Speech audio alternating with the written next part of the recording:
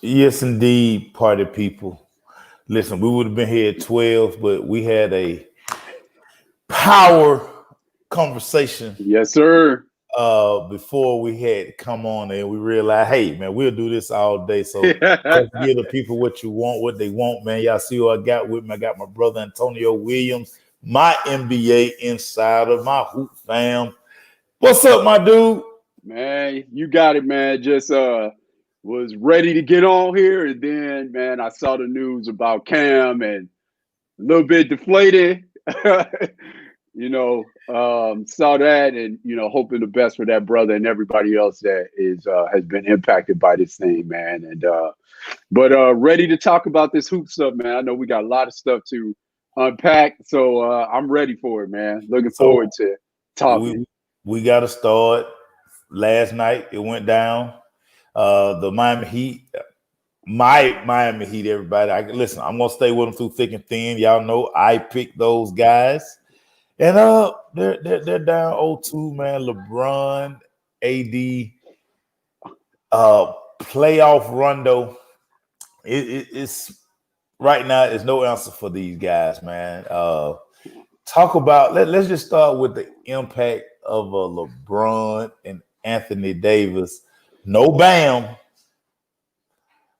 Very major point. Yeah. But Miami, they're in an 0-2 hole, man. Let's talk about it.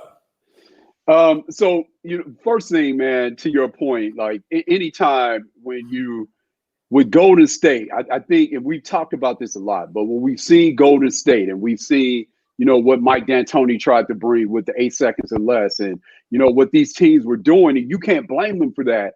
What these teams were actually doing was what they're saying is, okay, if I don't have Shaquille O'Neal, if I don't have Kareem, if I don't have Anthony Davis, if I don't have a big of that stature, I just can't go in the lab and get one.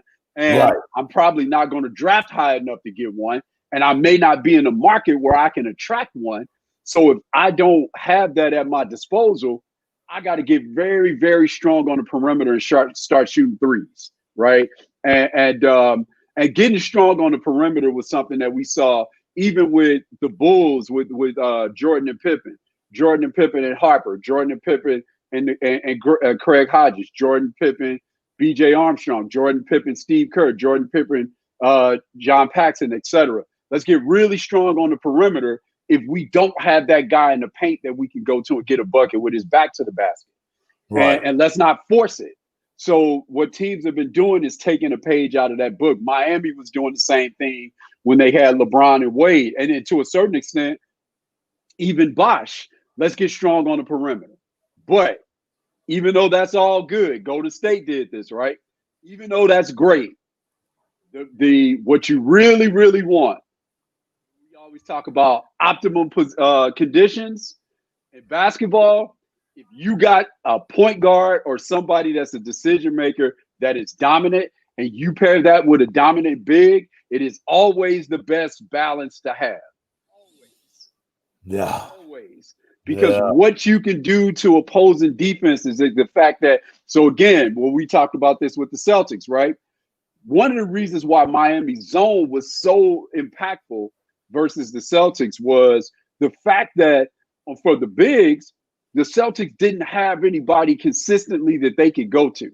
Right. Whether they put him in the middle of the zone, whether they put him at the end of the zone and behind the zone, whatever it is, the Celtics didn't have a big that Miami had to respect. Right. And so they could really kind of push out and extend on the perimeter on the Celtics perimeter guys. They could, so it was almost like, and you see this a lot, we're going back. Temple used to play a matchup zone. Yep. UNLV played the amoeba. And then Syracuse's zone when they get in the tournament. Teams have issues if you don't have bigs that can keep them honest. Essentially, what they're doing is they're playing man to man, but it's just got zone principles. Right. So you would see even the Celtics would do this when they would play Kobe in the finals. They would literally guard areas, and when if he's in this area, you got him. If he's in this area, you got him, right? And so the only way that you can really combat that is you got to have bigs, you got to have balance, you got to have bigs that the opposing defense has to respect. Enter Anthony Davis, right? And whether Bam is out there or not, right? Whether Bam is out there or not, enter Anthony Davis. And so what he is doing and the mission that he is on is incredible. And for him, one of the big things that it does for as a big, because we got to remember, playing as a big, that's a dependent position, right? You're dependent on not only are you dependent on perimeter shooting, you're really dependent upon the decision makers that fabricate offense for them to get you the ball in spots that you like it. Right? All of those different things. You're really dependent on that. Right. And so now when you pair him with LeBron James and, as you referenced, playoff Rondo, and I know he doesn't like being called that, but that's real, right? It's very real. It's very real, yeah. And so again, and we talked about this before. Of course, Rondo is an incredible decision maker, all those things, but playoff Rondo, or the combination with Rondo and LeBron being effective, does not work unless Rondo is operating as a scorer as well, right? And that's timely scoring, not just coming in, okay, Rondo's got 2 points and 10 assists. That's not how it works. It's got to be 8 to 10, 11 around there, and coming with your 8, 9, 10, 11 assists. That's where it works, because now, again, it puts so much pressure on the defense to have to honor you and play you as a scorer and as a facilitator. It's really, really hard to do. And then yesterday, when you take Bam out of the equation, when Anthony Davis is the thing that's amazing to me when I watch Anthony Davis, the skill is awesome. Right? Oh yeah. This combination of the skill and the size is awesome. That's great. But when you watch him play, what's really standing out to me is the energy and the effort plays. The offensive rebounds where, again, let's go and put our scouting cap on, right? Scouting cap on. When you're evaluating rebounders, you're looking at Mace rebounding in their area, meaning getting rebounds that they're supposed to get. Right. Rebounding out of your area, meaning you got to put some effort to move to the area where the ball is. Hustle and effort.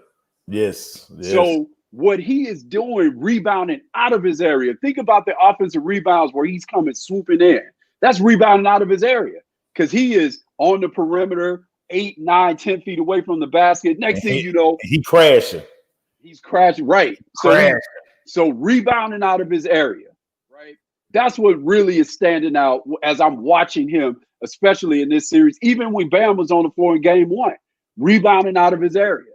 And so he's doing an amazing job with that. And I'll say this, Angel McCoughtry said this in the W. She said this about the young players that are on the Las Vegas Aces, and they're in the finals as well. Lost to Seattle last night. Breanna Stewart had a crazy game last night. But one of the things that she said, and we talk about this a lot, we talk about experience. One of the things that Angel McCoughtry has said to the veterans on the Aces, the young players on the Aces, is you don't know how much of a luxury it is that for you to be able to go to these vets on our team and talk to them, get nuggets from them, all of those different things. Ask Taya Cooper how valuable it's been for her, right? So I say that because when you look at Bam, you look at Tyler Hero, you look at Duncan Robinson, Kendrick Nunn played yesterday. They are playing in the finals against a motivated LeBron, right? Against a motivated LeBron, against a maestro in Rondo, a motivated Anthony Davis. Even if the Heat lose the series, even if they lose it in 4, the experience that they are getting, valuable, right? Valuable, no question. And no it's question. Funny. One of the things, of course, everybody always talks about who's going to be that third piece for the Lakers. Yeah. So I'm always telling everybody it's not who's going to be the third piece. It's what you're going to get, AD and LeBron. You know that. Facts. The thing they need is just consistency from their bench, and they've gotten that through the first 2 games. So it doesn't have to be because I think we made a big deal about it has to be Kuzma who has to be the third best guy, and I've always said no. They just need the collective. Like game That's one, it. the bench was huge. That's it. Bench was huge. Game two, they got maximum effort from a lot of guys, and what it is, it's in bunches. Okay, KCP, you give me what you got at this time. You know, okay, hey, Dwight wasn't effective in game one, but game two, you saw his impact. And again, that's what makes this Laker team, you know, a much better spot because they got the two stars. They don't need that third guy. They just need the rest of the guys to play their part at certain spurts of the game. Your thoughts on that?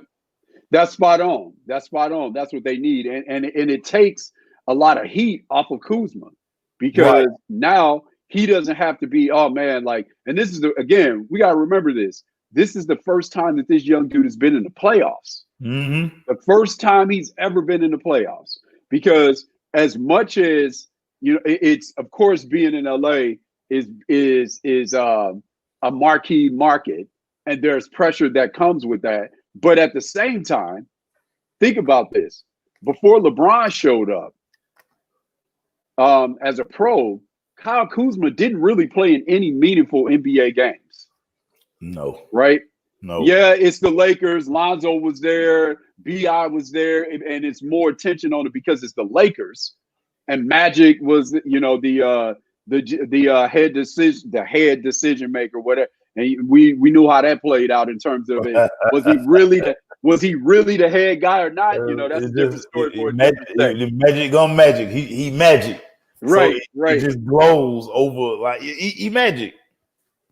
Right. And you know, was he really the head guy? And you know, he came out as much as said that he wasn't. You know, and which is another story for another day, right? Why he wasn't the head guy, and why, if you're in that position, the expectation for you is, yeah, you should be the head guy. That's the expectation, but it didn't work out that way. You know, what it is what it is. So, but Kuzma never played in any really meaningful games. Up until the playoffs started, you can make an argument that the most meaningful basketball game in the NBA that Kyle Kuzma ever played in, Mace, was the Christmas Day game, Golden State against the Lakers, where the Lakers beat Golden State, LeBron's first year last season with the Lakers, and LeBron got hurt in that game. Remember, they beat Golden State, they beat them, right?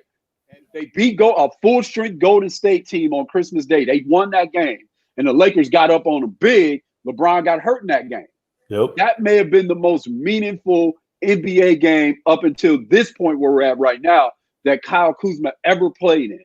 Right. So to go to a third-year guy and be like, hey, man, we're trying to win a championship and you got to be our third option, and you've never played in any playoff games, that's a tall task. So the fact that they are able to really balance that and really not have to depend on, and I know with Miami, a lot has been made of, and rightfully so, of their balance and you know, them playing as if they don't care who gets the credit from a scoring perspective. They're just trying to win. Well, to your point, because Anthony Davis and LeBron are on the team, the Lakers don't get enough credit for 3 through 10 or 3 through 8, however many guys that they're playing. The balance and the fact that they don't care who gets the credit, that they don't get enough credit for that. Yeah. Right. Yeah. And you know, and that's one of the things that I think if we're going to make this and put it in terms of quarterbacks, brother, where people may say that quarterbacks get too much of the credit when you win. I'm going to say this. A lot of people that say that it's toxic to play with LeBron, right? if you look, right, and you know, KD said that, and he said that was created by the media. He said that's important to say. He said that that's created by the media. He said, I'm not saying this about LeBron. I'm not saying that it's toxic to play with LeBron.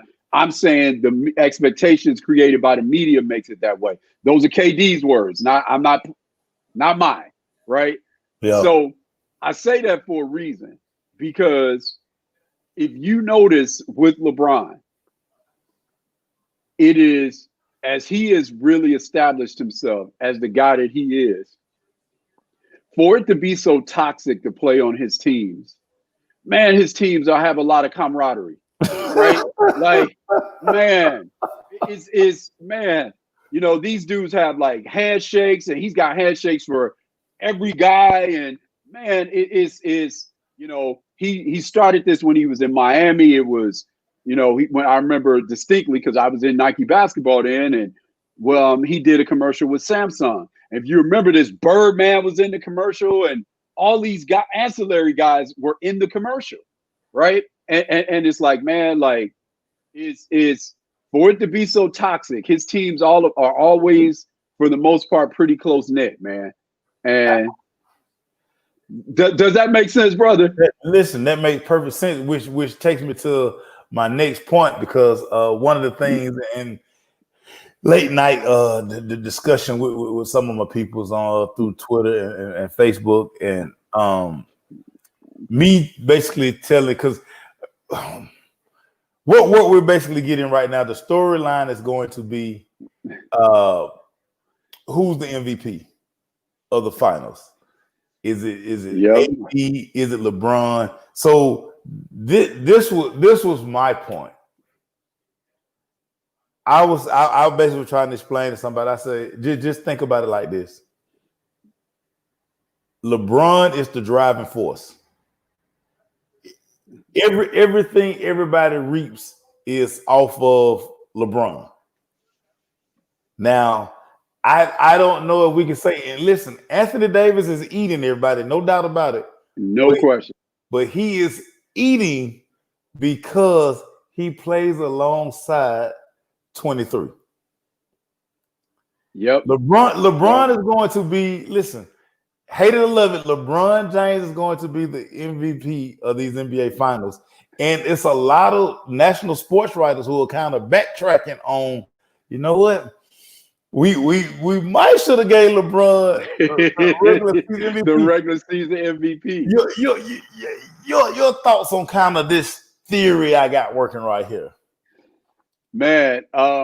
So to your point, I say this: one of the things that transcendent players do, especially transcendent players that, and I say this a lot, maybe I'm partial as being a point guard family, but transcendent players that are shot fabricators for themselves and for teammates, right?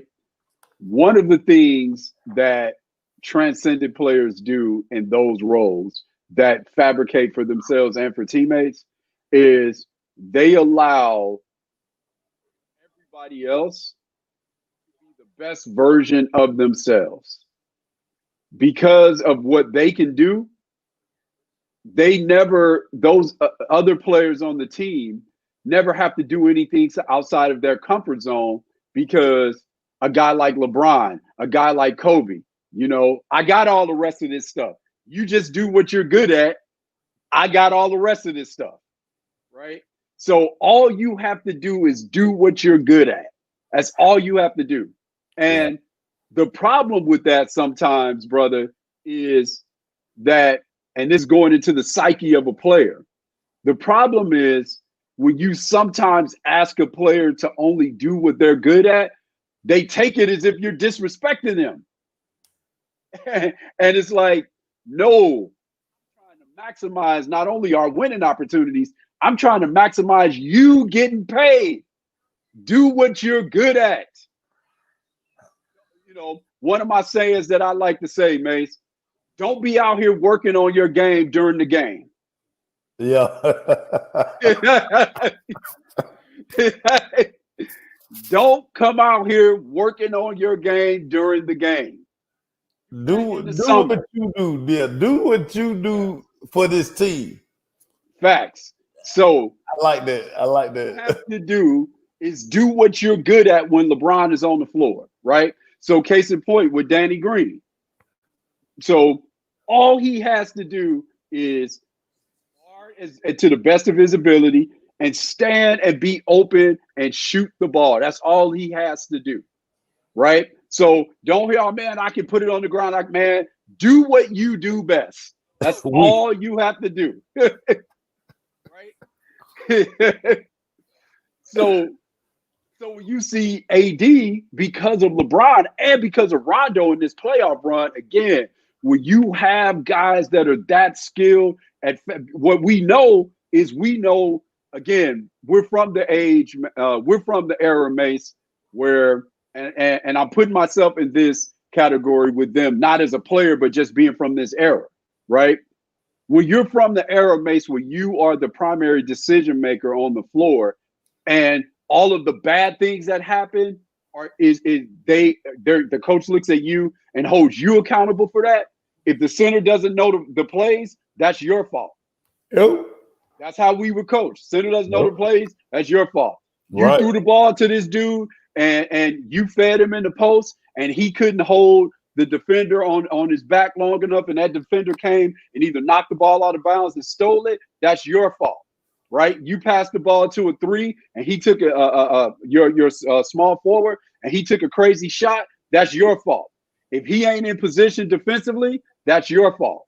Yeah. Right. Yeah. So when you come from that era, you're coached like that. You have to know all of the tendencies, not for your teammates as well as the opponents. So you know how to get them the ball in the spots where they're most comfortable. Yeah. At the times that they're most comfortable.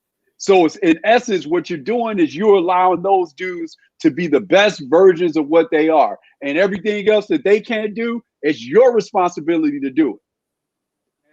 When you play with the LeBron, when you play with the Kobe, right? When you play with so if Derek Fisher, let's use him as an example, Kobe's favorite teammate. If Derek Fisher played point guard on another team, they would ask him, Mace, to create offense for his teammates and for other players. If you watch him with the Lakers, that's not what he did. Right.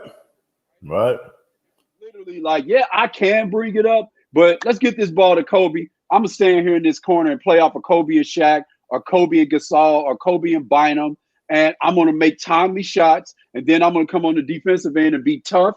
I'm going to be stout, and I'm not going to make any mistakes. So if you understand that, you can have a long career in the league, man. You can have a long career in the league, right? But so many players take that as disrespect, right? And you know, with when LeBron's in Miami, for example, that frees Wade up to just eat because he doesn't have to facilitate, right? I can say this about my guy, the number I wore. That's what Scottie Pippen did for the Bulls. Could Michael facilitate? Absolutely he could. But if you're going to ask him, hey, dog, you got to drop 30, 35 for us to win. And run right. And then you got to have 12 assists, and you got to be our best rebounder. You got to be our best perimeter defender. Come on, man. We saw that movie, 1988, 89, in that 1988 season when he led the league in scoring, right? 200 steals, 100 blocks, defensive player of the year. Yeah. No championship. There you go. No. Led the league in triple doubles that year, right? No we saw that movie already. Yeah, we've seen it, and I think this is the. I'm trying to find the right word, because what we have here is with this polarizing guy, LeBron James. We always move. We move the narrative. This is the frustrating part of like talking to people about I don't even like talking about LeBron James, because they're gonna change the mark. Yeah. Because okay, so listen, this we know. This is about to be the story. Well, he's so now he's gonna be able. He would have won at it once if he closed this out. It's still a lot of basketball. If he closes this out, he would have won 3 championships. Well, 3 different teams. He's carried 3 different teams to championships. And it's really 4. It's just he was just in Cleveland twice. He was in Cleveland twice. 4, right? Right. It's really 4. But this is what, because it's LeBron, this is going to be the narrative. Oh well, why did he have to play for so many teams? It's gonna be something, man. Yeah, Like, yeah. And so this is what speaks to his greatness. Because again, we move the mark all the time. So he's gonna capture the fourth. The LeBron to try to say, well, I mean, hey, he's still not in the GOAT conversation because he still ain't past Kobe. Or Kobe played for one organization. Mike played for one organization. Mike never lost in the finals. Yeah. You know what I'm saying? Like, this is what speaks to the greatness of like LeBron. So this is why I always say, why do y'all even argue this? Because you're gonna move like, no, it's like Lucy. Every time, listen, you know she gonna move that football. Yeah. You know she gonna move, like, you've seen this a million times. But guess what? Charlie Brown still line up. They still line up. Go kick that football. This is like why you can't argue with people about LeBron. Like, dude, I don't do it. Yeah. I don't do it. You can't do it. DC, what up? No, you can't argue with people about LeBron because we even saw this with, to your point, Mace, how the narrative for the playoffs. Because remember, the playoffs start, Portland gets in, right? And Portland beats them in game one. And then it was, oh man, the Trailblazers are the greatest 8 seed in the history of in the NBA, right? And they're going to, man, not only are they going to beat the Lakers, they're going to sweep the Lakers, right? So then it was that. So then the Lakers beat them in 5. Then in the next round, it was, oh man, Russie and James, right? Like, oh man, they don't want to see Houston in the second round, right? So then they beat them in 5, right? And let me say this. I was probably in the minority when I was saying this, but I personally thought that Oklahoma City, again, with 3 high-level shot fabricators, Shai Gilgeous-Alexander and the great Chris Paul, would have been a more difficult matchup for the Lakers than the Houston Rockets. Right. That was what I thought. Mm-hmm. Because of that. And because Steven Adams being physical. Right. I thought it'd be a much more difficult matchup for the Lakers. I thought the Lakers would win the series, but it'd be tougher than Houston. So they beat Houston, right? Then they go up 3-1 on Denver. Oh man, Denver's got them right where they want them. They come back 3-1 but twice already, right? And then they beat Denver, right? Clippers are eliminated by Denver. And so first it went from Portland's going to beat them, Houston's going to beat them, Denver's got them right where they want them, to now it's, man, Milwaukee got beat, the Celtics got beat, Toronto got beat, the Clippers got beat. Is this the easiest ring that LeBron has ever won? So to your point, it went from, man, you guys are not only going to get beat by Portland in the first round, you're going to get swept by them, right? To now it's the easiest run to a finals. And he is the only dude that we look at and we're like, now all of a sudden people want to get in the weeds and compare the competition. Well, how hard was the run? He's the only dude that we've done this for, man. Dude. And he's the only guy that we've done this for. And, it's just, it's amazing when we see it, Mace. It's just so, I'm dumbfounded when I watch it and listen to it. And, and you hear these things that, man, and I'll say this, there's an element, are there things, again, I said this last week, are there things in LeBron's game that I can critique? Absolutely. Just like any other transcendent guy, there are things in their games that I can critique. All of right? them. All right? of them. Of course, if we just putting our scouting caps on, there are things I can say he could do better. But when you look at this dude, man, one of the things that, if it's possible to underrate him, you can underrate LeBron because he has the athletic cheat code, right? You can underrate him, Mace, and how much he's gotten better, man.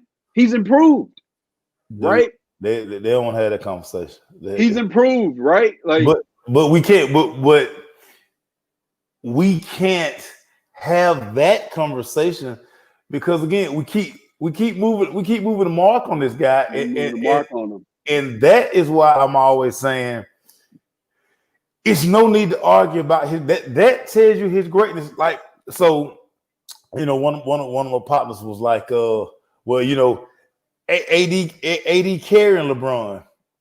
Really? So by that logic, how come AD couldn't carry New Orleans? I mean, facts. They're just like, you know, let's look at what he's doing. How do you guys think he's doing these things? Exactly. Think about how LeBron, the mental part of LeBron having to make this guy like, hey, I need him to be the focal point. Because listen, if LeBron wasn't with that, AD would be out here averaging 12 and 12 and 8, you know, 15 and 10. But LeBron, because he know he has a guy like AD, hey, listen, I can lay back in the cut a little bit. I can take time. Think about the rest he got between that first and second quarter in game 2 the other day. All because, listen, I've set the table. He rolling. Dude, coach, I can sit out. This 35-year-old body can sit down for 9, 10, 11 minutes. Yeah. We're good. And then, okay, if they try to start to kind of creep back in, coach. And now you come that lead once again. So don't tell me that AD is carrying LeBron. This thing centers around 2-3, and it is what it is, man. Hate all you want or whatever it is y'all do. I don't have time for it. Talk facts, man. And to your point, man, it's like this. When you're watching LeBron, he's at this point where I remember, man, when it was amazing to me as a young guy, you know, watching Mike, and when I really started getting to the point where I was understanding what he was saying and what he was doing as a player, as I was trying to mimic a lot of the things that he was doing. I remember listening to interviews, man, and this dude saying, Mace, you know, in the first half, and you hear Kobe saying this, in the first half, I just wanted to see how the opposing team was guarding me, what their defensive alignments would look like, etc. And then get my guys involved. And then I started doing my thing in the second half. And these guys would say this stuff, Mace, and have 40. Yeah. They would end up with 40, 42, 45, and be like, yeah, in the first half, I was just really facilitating and seeing how they were going to guard me. Right. And it's just, so when you do that, the other thing that it does as well when you do that is inevitably, yeah, you're going to need some of those guys to hit some big shots, right? But when you look to involve them in the game early, right, using a Clark Kellogg term, when they get lathered up early, down the stretch, I feel like they can get some things done. Right. But when you are, you know what, I'm just going to eat because I can. And this is one of the things that I had to learn as a point guard. I feel like, and we're probably going to talk about them, but I feel like this is one of the things that Kyrie is going to have to continue to learn. Right. Are you on my notepad? Right. So I'm going to say this, right? Just because when you play the point guard position, or when you are responsible for creating shot opportunities for other people as well, right? When that's your responsibility, and we can tie this to LeBron, when that's your responsibility, right? More times than not, if you have that talent and your responsibility is to also create shot opportunities for other people, then what that means is you are probably gifted enough, talented enough, whatever the word is, to get a bucket whenever you feel like it. Yeah. Yeah. So what you have to learn is just because you are being covered one-on-one and nobody can stop you one-on-one doesn't mean you're supposed to shoot it every single time that you're one-on-one. Yeah. When you are a shot fabricator for other people. Yeah. That's what you have to learn. Yeah. And so, because you have to get those guys involved and help them feel good about themselves so they're ready and confident enough to help you down the stretch. And I know I can get mine. I know I can get right, mine. I can just push a button. I can just push a button. Right. Exactly. And LeBron is at that point now, right? Yeah. And case in point, I'm going to say this, right? The 45-point performance that I post about a lot, when you get we talk about the crazy looks that we see when LeBron has the look. None of those looks, Mace, were like that Game 6 look in Boston. Yeah. Down 3-2 when he had 45, when he went for 45 and 14 or whatever. We ain't seen that look yet. When he you know what look I'm talking about, right? Yeah, I know. Remember, you know the look. I know that. We haven't seen that look. As crazy as these looks that we've seen, we have not seen that one. And that's that same look when he got Steph shot and then he gave Steph that like that's that look. Bro, I do this when I want to. There we go. Right. We haven't seen that yet. We haven't seen that look. And so I was referencing that because going back to being in control, that performance in Boston was more impressive to me than the 25 straight points that he put up against Detroit when Cleveland went to the finals for the very first time in 2007. Remember when he had 25 straight buckets and he was points, and he was responsible for like 29 straight of their points? Yeah. As impressive as that was, the Boston performance when they were down 3-2 was more impressive to me because of this. That Boston performance, he was in control of that. And I know that as a Nike basketball guy. He said before the game, this is what I'm going to do. He chose that. That performance against Detroit was like, we have this uber talented dude, right? God decided he wanted to hoop that day and just jumped in his body, and LeBron wasn't in control that day. He wasn't good enough to be in control that day. Think about that day. He was only in the league. That was only his 4th season. He wasn't at that point yet. Yeah. Right? Where I'm doing this at will. He wasn't at that point. That Celtics, he did that at will. It was like, okay, this is what I am going to do. Not because I'm in the zone.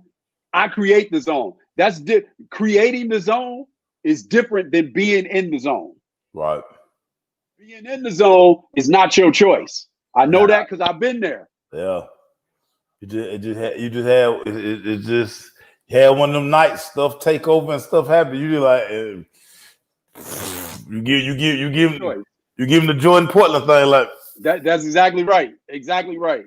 Not your choice. Nah. But the way that he looked, again, I know this inside information.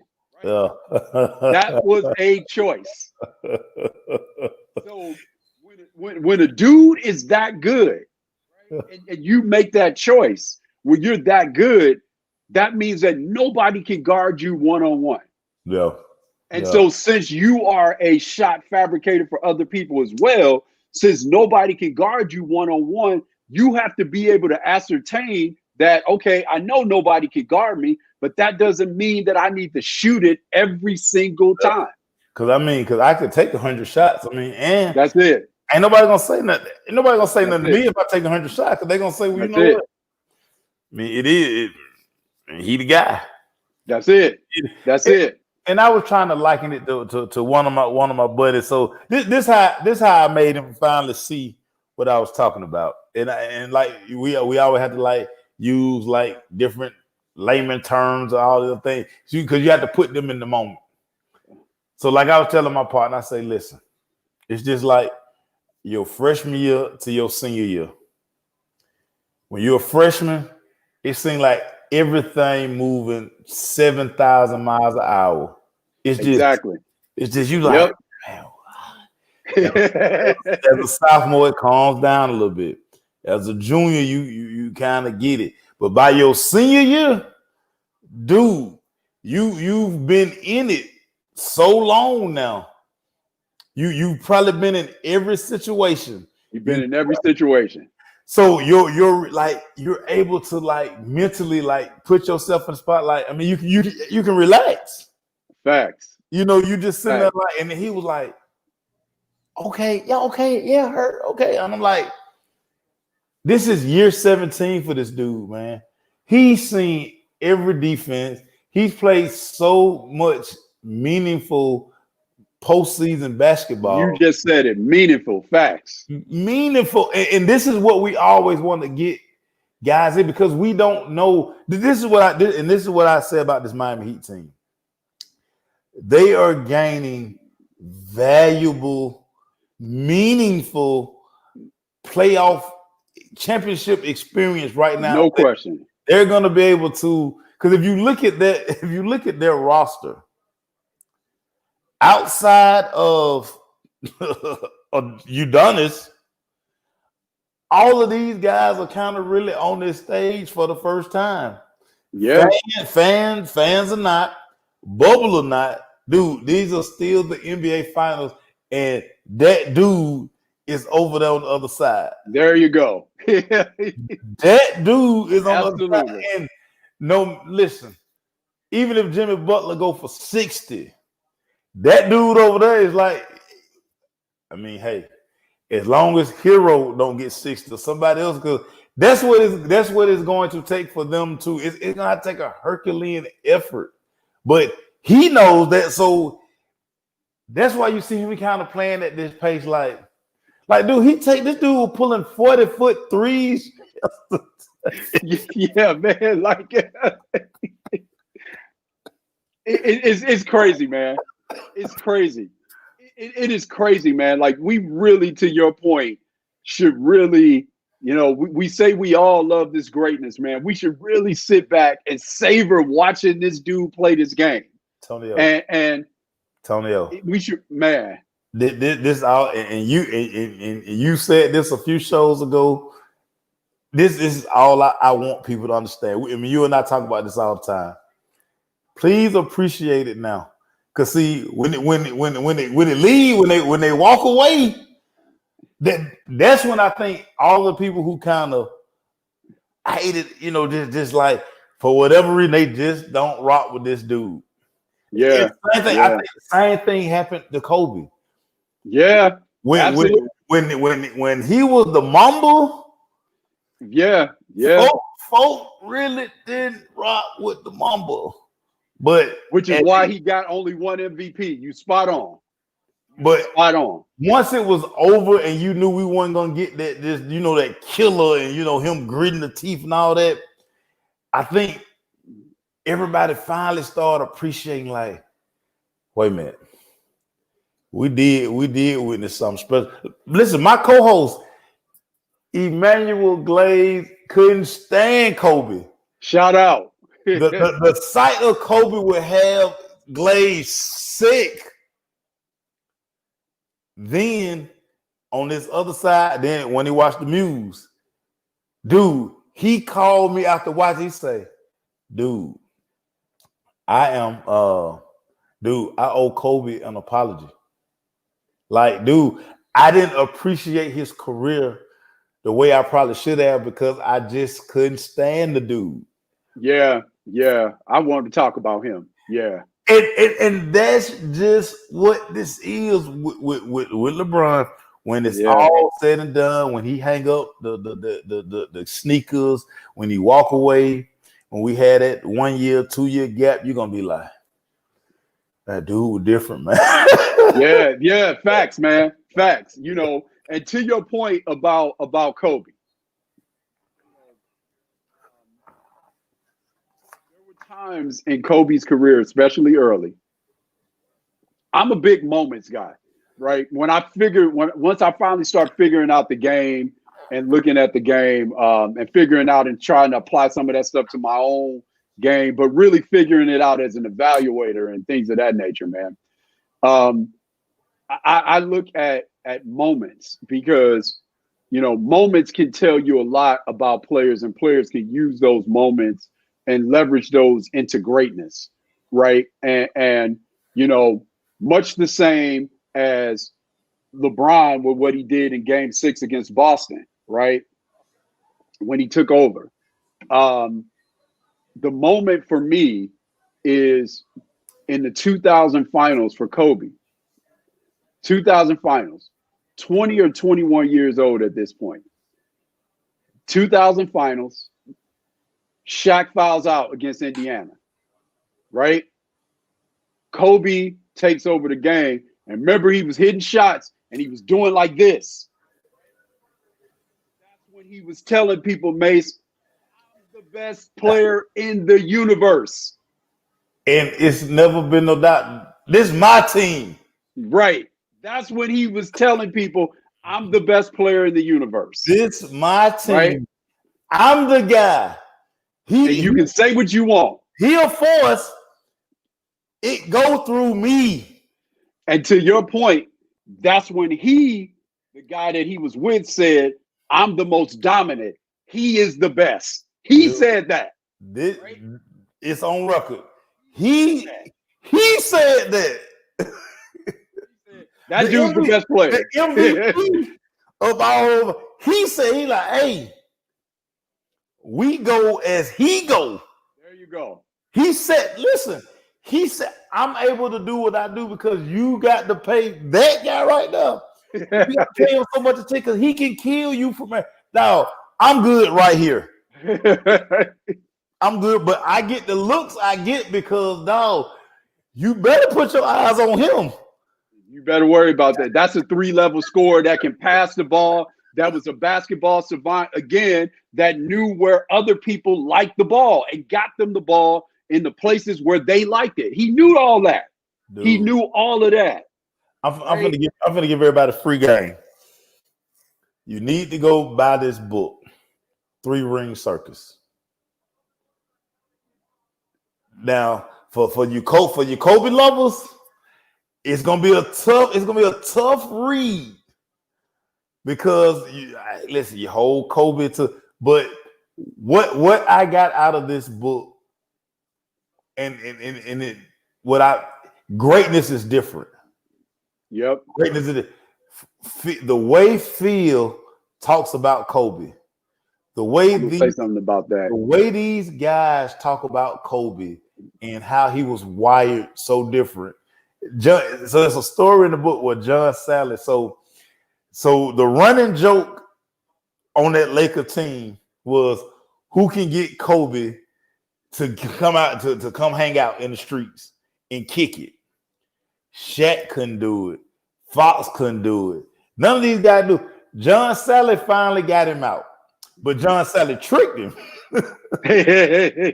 John Sally tricked him, and so. At a certain point, like I say, Sally just went around like, listen, I won the bet. I got him out. Everybody was like, no. Can you keep him out? Because go ask him why he leaving. Sally didn't know this part. He was like, oh, I got him out. He was like, go ask him what time he leaving and why he leaving. John Sally like, man, whatever. Let me go. He with me. Go over there. Kobe is by he at the club, but he by himself. So John Sally he like, Cole, what's up? What you doing?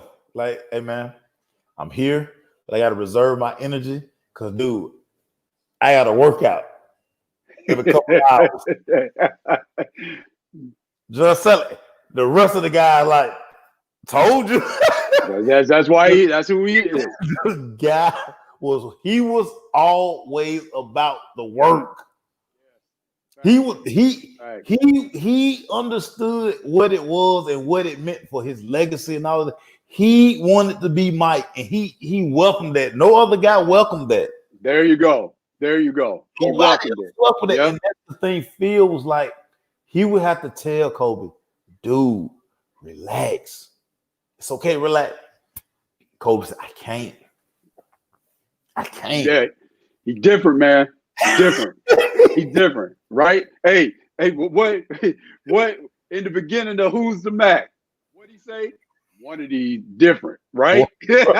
One of them, right? That's what he said, right? When it first came up, one of these, that's what he said. One of them different, right? So the thing about him, right? Going back to what we're saying. So most guys that are in their early 20s are looking to prove themselves. They go to sorry teams, right? And they have every opportunity to prove themselves. They prove themselves, they get paid, and then they focus on winning rings, right? This guy, and I say as a kid because he was a kid, he was 17, right? Comes into the league and enters a team, goes to LA, the team with Shaq, right? And all the other, and they were loaded. Big Man Gangster, Eddie Jones, the Lakers were loaded. Eldon Campbell, Rick Fox, Doug Christie. Lakers were loaded. Derek Fisher, right? So enters that team. So now he gets on a team that has championship aspirations from the day that he walks in the door. And then because he's so talented, going back to my original point about Pippen and Jordan, people don't talk about this, Mace. This is just how I look at it. Most guys are getting every opportunity to prove themselves. Now, keep in mind, LeBron has all the records, youngest to 10,000 points, youngest to 20,000 points. Those are all Kobe's records, right? But LeBron was handed the keys to the franchise the day that he showed up. His first 2 years in the league, he didn't go to the playoffs. Yeah. Right? Yeah. Kobe went to a different situation. Imagine if Kobe went to, they're not Brooklyn. Imagine if he had went to New Jersey. Dude. Right? In this book, funny story. That's where he kind of originally wanted to go. Man, because and see, I didn't know that. Because and Cal told him, draft Kobe. He told him. But so Cal gets a phone call. They talk about it in the book. Cal gets a phone call. Kobe was like, I'm an East Coast dude. I want to be on the East Coast. Dude, take me to New Jersey. All of a sudden, a couple of days before the draft, Kobe so Kobe's agent called Coach Cal, and he like, nah, don't draft Kobe. If you draft him, we going to Duke. Yeah. So Coach Cal is around here like he thinking all week we taking Kobe. Get ready to get cold. I'm getting Kobe. They're like, nah, he don't want to be here. He don't want to be near his family. He want to go on other side of the country so he can focus and do it. Like now, this is an 18-year-old talking like this, like dude at 18. He was 17. He was 17. Because when he got drafted, he was 17. At 17, I'm worried about am I gonna wear a white jacket or a dark jacket to the prom? Mama, if I can't drive your car, what we renting? Right, This dude is making these kind of decisions. Like, man, y'all get out of here, man. Stop. Yeah. What are we doing here, man? What are we doing here? Man, so to your point, with that dude making those decisions, had he gone to a place like that, and I say this with all due respect to the great LeBron James, all of those youngest to 10,000, youngest to 20,000, those records, nobody would touch those records. If an organization said from day one, all right, dog, we're going to live through all your mistakes. Here's the ball. Do you? None of those records would be touched. Because he was going to do him. Because he was going to do him, right? So, yeah. So that expectation, the whole setup was completely different for him than it was for, say, LeBron, right? No. So I say that for a reason. when most guys, Mace, are trying to establish themselves in the league and get their second deal, which represents their first big deal in the NBA, this dude is playing on a team that has championship aspirations. So the expectation is different for him, right? The opportunities are different for him. And to take this a step farther, right? When he really started to establish himself, right? When he really started to establish himself and they started playing for championships, Mace. Again, this is just my own personal feeling. The facilitating. Mike was freed from the facilitating because of Scottie, right?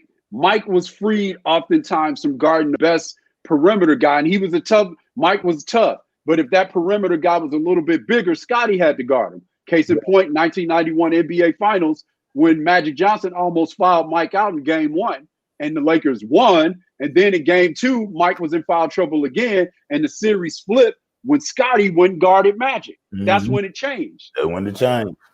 So I'm saying that for a reason.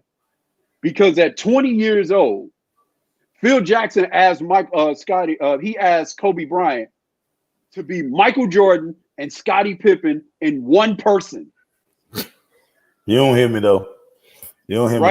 He asked him to do both. Phil talked about in the book. You don't hear me though. So he asked him to do both. So when Shaq was rolling, okay, you got to be Scottie. Down the stretch, if we can't go to Shaq because maybe he's not going to make free throws or maybe he's injured, he's not there. Okay, Kobe, you got to be Mike. And you have to be able to discern when we want you to do both. Yeah. At 20. At 20, dude. Don't talk about that. They don't talk about that with Kobe. We're going too deep, man. We just hurt a lot of people. We're gonna close with this one because a crazy. I'm not even gonna use the word crazy, but this Kyrie Irving guy, man. It seemed like once a month he say, you know what, Antonio Maceo, they need something to talk about. Let me just drop this off on them right here. So let's start with his first comment. That he says, "Oh, y'all took that out of proportion." No, we didn't. You said it. He says, now that he's playing with KD, finally have a guy just like him who can take that shot, who can close out. Kyrie, I have a question for you, sir. When you hit that shot against Golden State, it was a gigantic shot. How do you think you got that look? I'll let you answer that, sir. The floor is yours. How did Kyrie get that shot? You know how he got that? He got that shot from Thanos, LeBron. Listen, I thought I thought I'm wrong. You know what I'm saying? So you tell me. The man has got the Infinity Gauntlet, right? The man that the Avengers, the Golden State Warriors, assembled the Avengers to beat Thanos. When they got Kevin Durant, they added rest in power Chadwick Boseman to Captain America, Iron Man. They added to all of that. Black Widow. They added the Black Panther to that. And so to beat Thanos, LeBron is Thanos. He controlling all the things. Yeah, man. Yeah. So controlling all those things. And case in point, I'm going to go back a little bit and say why he's controlling all those things. Mace, you remember free agency when he decided, when he said those words, it's something about Northeast Ohio that you wouldn't understand unless you're from there, right? Mm-hmm. Mm-hmm. Before he came out and said those words, what was going on in free agency? Absolutely nothing. Nobody signed. It was right, bruh.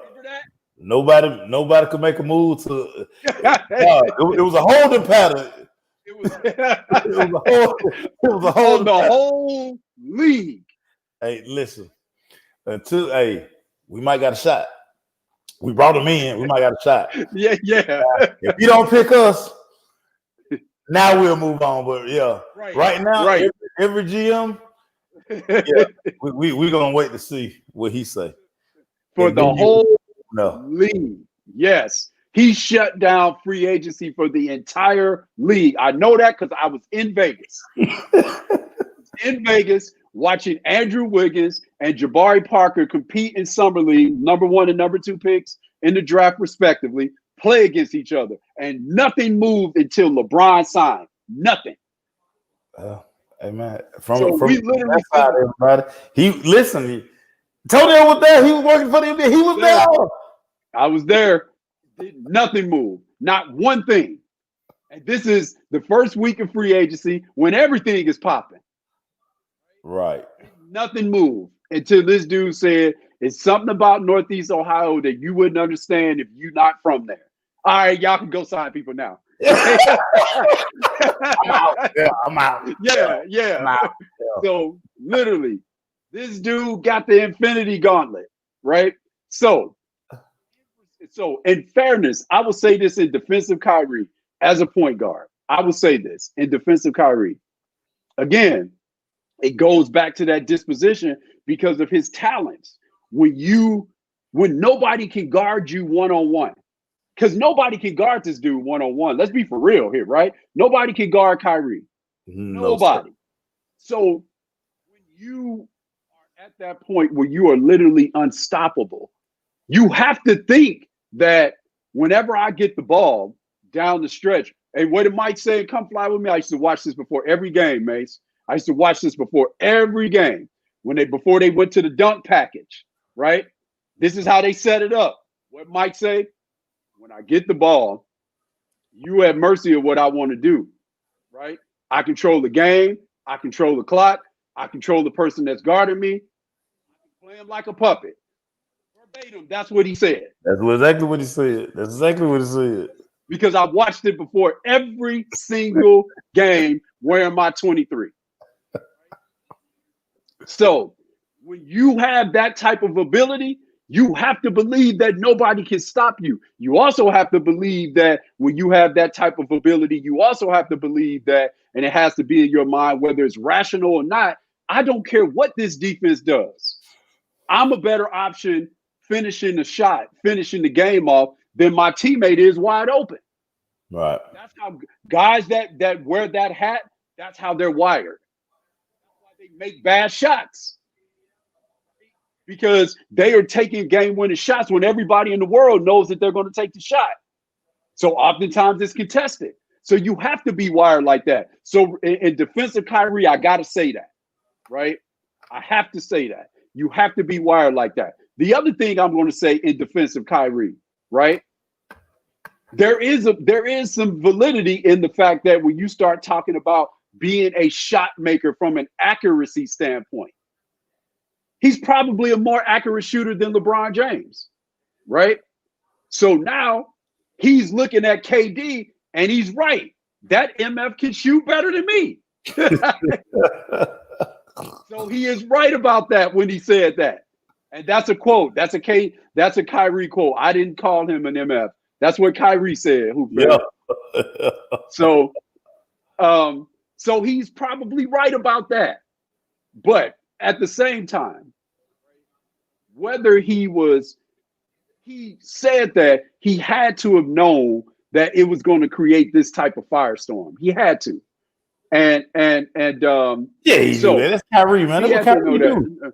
Because that's how he thinks, right? He knows everything that he's saying. And that's why he's so good as a player, right? Because he's very calculated in what he does. Almost every great is calculated in what they do. They do. Right? You know, and when the great Kobe, after the Lakers got beat, you remember when I don't know who made a game-winning shot, and they going crazy. Remember how Kobe looked on that bench?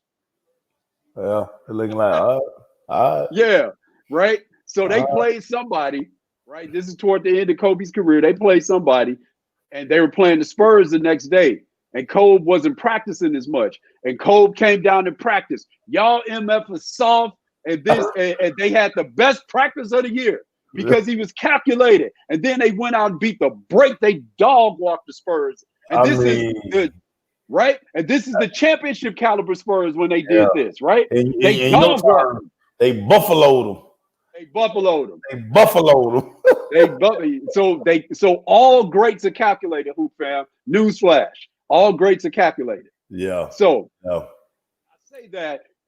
So I'm saying that in terms of, sure, the easy thing is to, what Kyrie is saying was crazy and it's off because it probably is disrespectful to LeBron, right? But I'm going inside the mind of a Kyrie because I know what it's like to be in that mode, right? And you have to think, I can get this done better than anybody on the team. You have to think that, right? And in order to perform in the moments that he's performed, that has to be your mentality, right? And then again, from a scouting standpoint, is he right when he's saying, you know what? Yeah, KD is a better shooter than him. KD is the best perimeter shooting. How do I say this? Perimeter shooter that's a shooter and scorer that Kyrie's ever played with. He's the best. There's no doubt. And that's no disrespect to LeBron because if you put you put KD on any team, he's going to be the best shooter, scores, combination guy that any teammate ever has.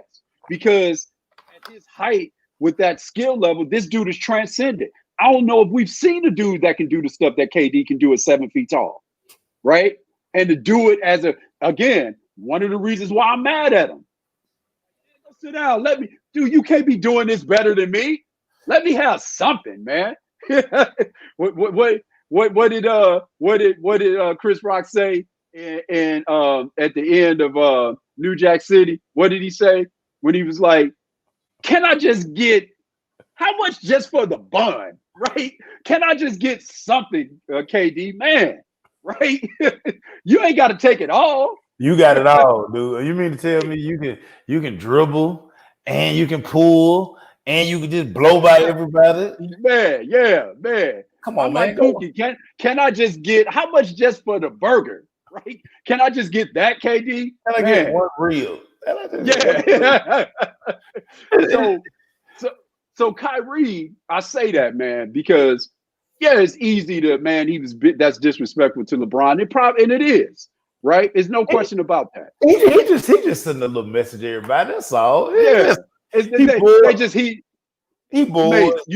You know what he's doing. He watching finna win another title, so he's setting the table.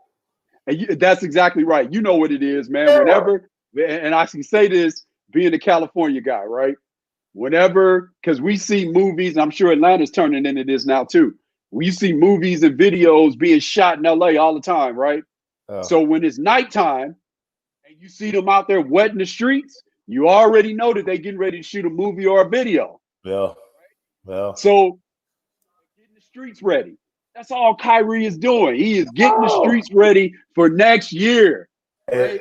And that's why I got tagged in that a million times. And like I just told, I said, listen, if you know Kyrie, you're not shocked by it. That was just my only thing. Like, dude, this is what Kyrie do, man. I ain't mad at it. I'm not even finna get in a debate and go back and forth with y'all about what Kyrie, because this is just Kyrie.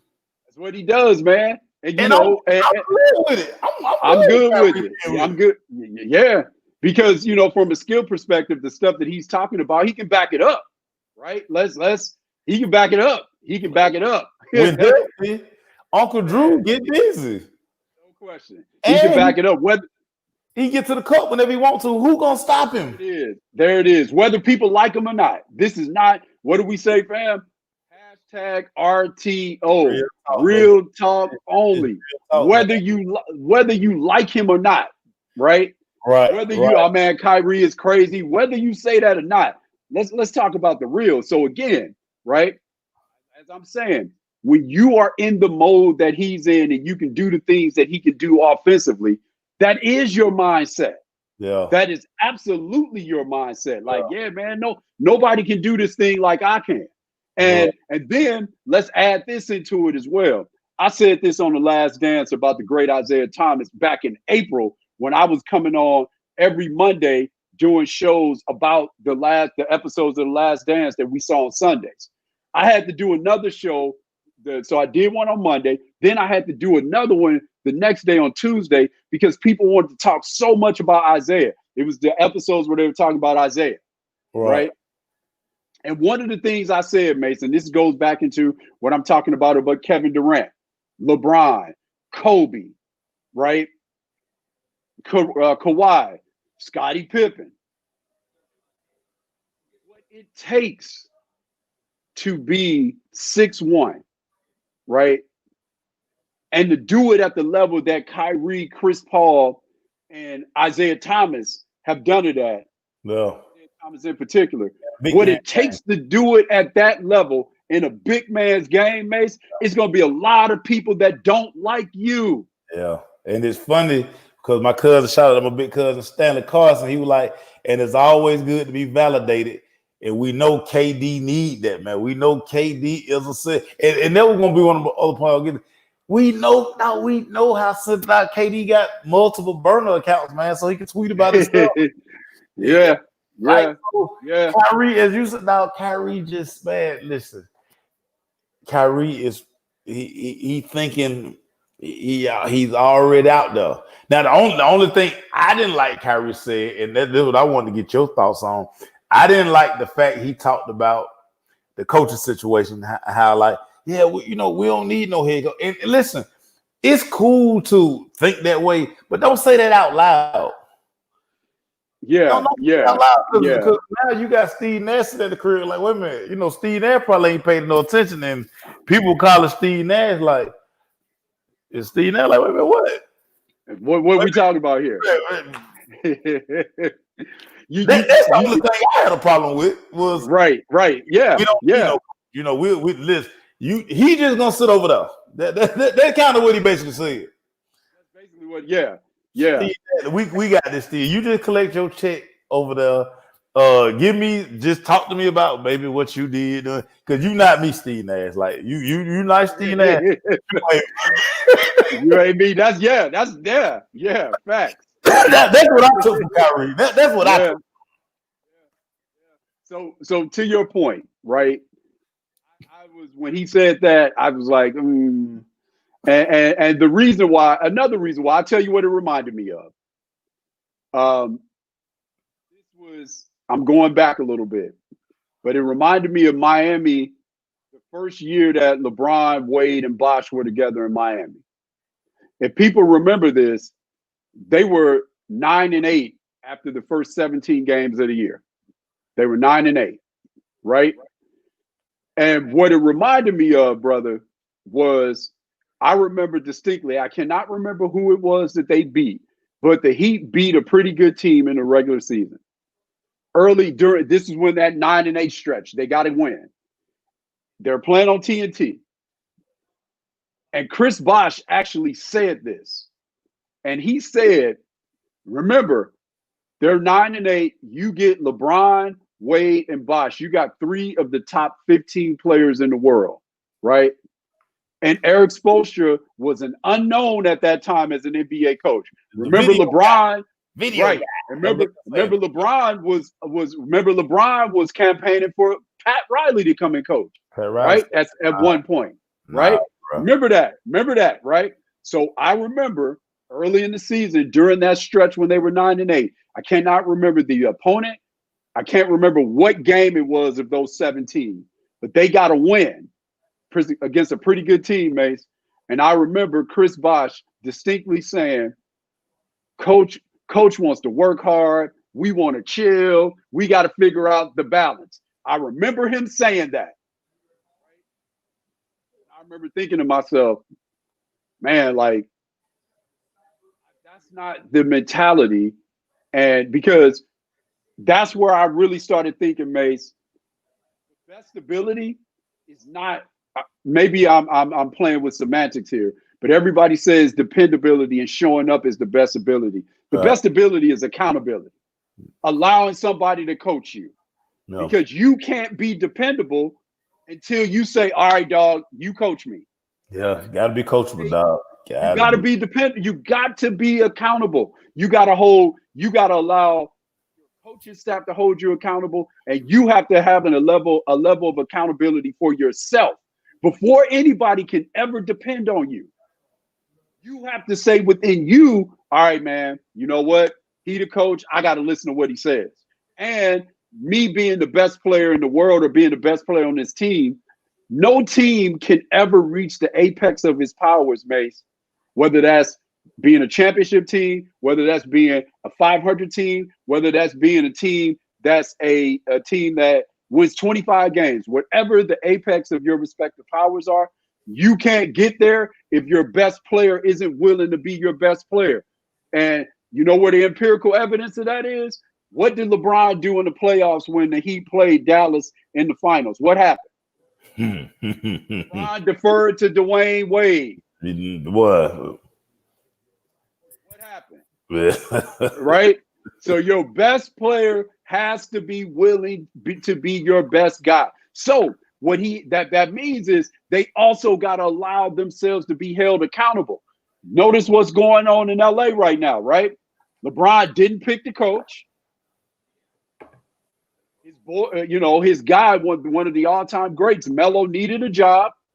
LeBron didn't say, all right, let's sign him or else.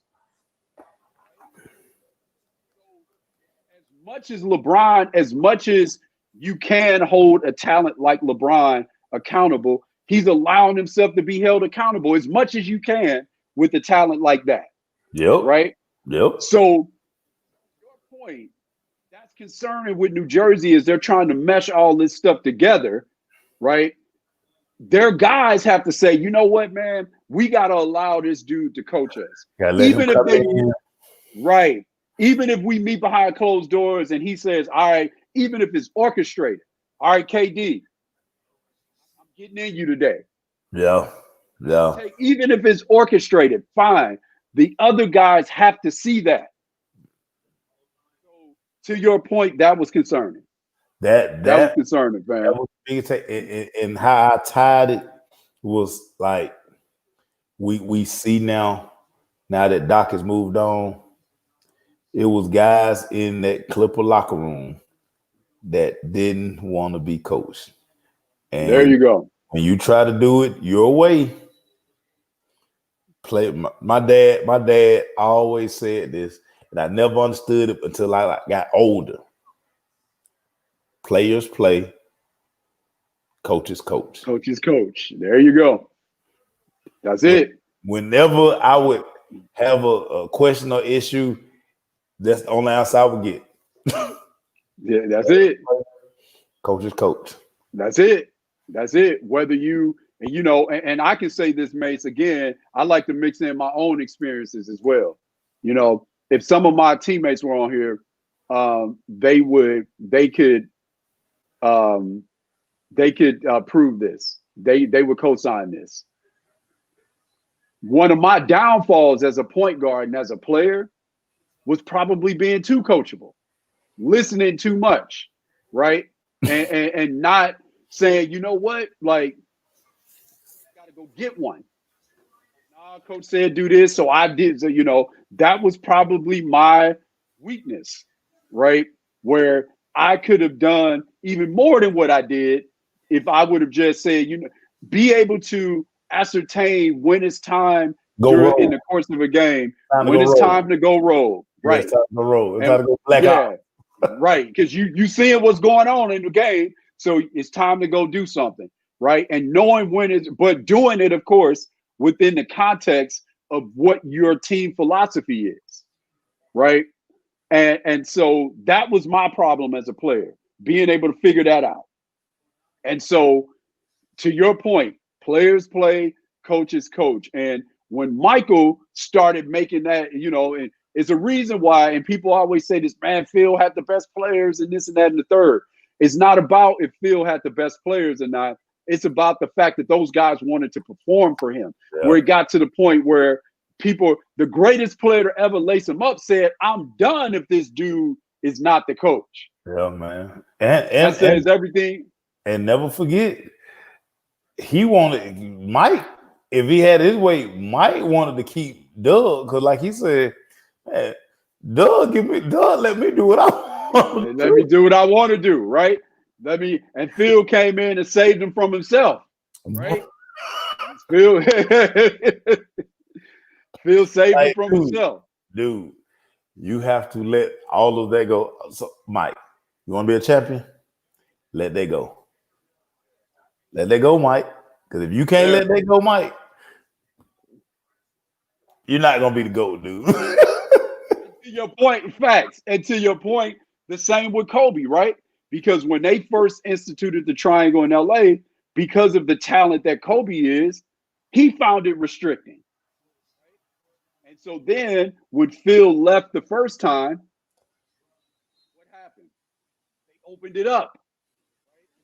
With Rudy Tomjanovich, they opened it up. And Kobe started kirking out, big scoring numbers, doing all, no Shaq, right? So Kobe's kirking out and doing all these crazy things. The Lakers are an 8 seed. So they're barely making the playoffs. Kobe's doing all these amazing things, right? 81 points in the game, all these amazing things, right? And then before Phil came back, you know what Kobe went to the coaching staff and said to Rudy T? "Hey, man, you need to institute some of the elements of the triangle." Funny how that works, huh? Funny how it works, right? That's what the great Kobe went at the end of Rudy T's tenure as the coach. He literally went to him and said, "Hey, let's put in some elements of the triangle." Right? And shortly after that, the Lakers were like, "Well, if we go run the triangle, we may as well get the guy that runs the triangle." Right? And funny how that works. Funny how that works. Funny how it works. Hey, man, awesome show today, man. We unpacked a lot. I'm gonna go in. I'm gonna go cut up some of this LeBron stuff because, you know, like say my brother just texted me, Thompson. Are you talking positive about LeBron? And again, everybody, listen. Real talk only, everybody. Listen. I don't rock with LeBron like that, everybody. But I gotta call it like I see it, man. I gotta call it like I see it. And this how I see to your point. No, to your point, man. I when me wearing 23, I didn't wear it because of LeBron, right? And if you ask me, you know, who do I prefer? Just my own druthers. Who do I like more, LeBron or the great Kobe? You know, if we want to have that discussion, I pick the dude 24 over my shoulder, right? That's just who I like. Right? That's just who I like. Right? But RTO, baby, but RTO. There you go. There you go. This is why we do this. Hopefully my Heat, everybody, who I picked to go to the finals, get a win. Man, pick him. Just pinch him.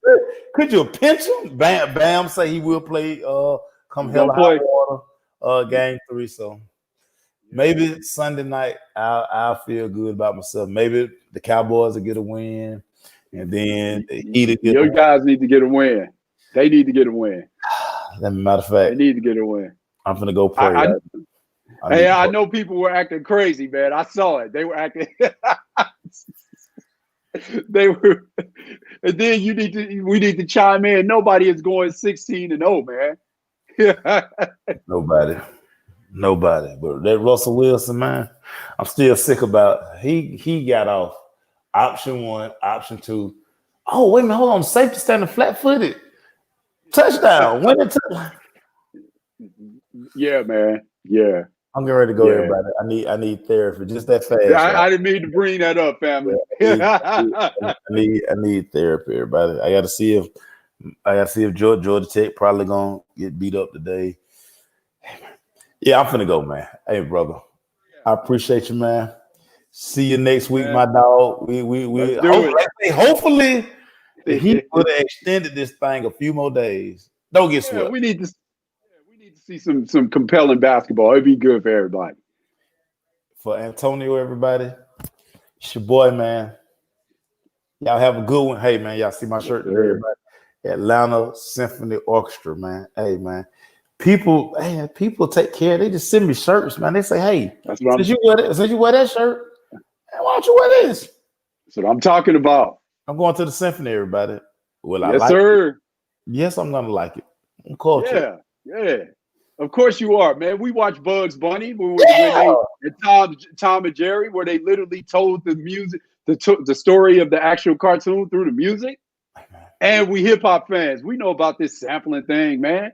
You know what I just realized in this old age. I was watching cartoon with my daughter one day. They never talked. Never talk. And it captivated her. She's sitting there looking like, dude, when they gonna say something? Like, yep. All right, my brother. All right, family. It's time to watch some of the college football, man. They're showing Cam. I'm finna cry, everybody. I know. See you next week, my dog. Friday. You think we're gonna talk football Friday? Let's talk some football. We gone, everybody. Peace. All right.